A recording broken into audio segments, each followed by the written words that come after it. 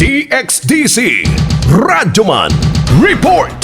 Gikalipay sa Commission on Elections Region 11 nga nituman ang mga kandidato nga dili usab magpapilit sa ilang mga election materials sa wala pay campaign period. Gibutyag ni Atty. Enumerables, Comelec 11 Acting Regional Director, nagpadayon ang team sa Oplan Baklas sa pagmonitor kung aduna may mga posters nga illegal nga gipangbutang. Segun niini, nagpamatuod kini nga nakahibalo na ug nakasabot gayod ang mga aspirants.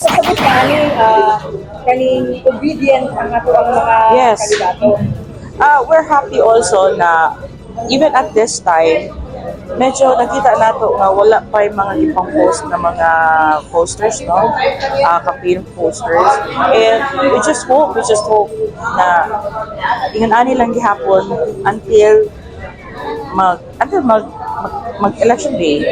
Niarangkada usab ang candidates briefing sugod kagahapong adlawa para ipahibalo sa tanang mga ni-file sa ilahang mga Certificate of Candidacy kon COC gikan niadtong Agosto 28 ngadto sa Setyembre 2 ang mga pwede ug bawal sa pagpangampanya ato sa campaign period karong Oktubre 19 ngadto sa 28 2023. Kasama mo sa balita ug serbisyo publiko, Radyoman ay Migenita, Tatak RMN.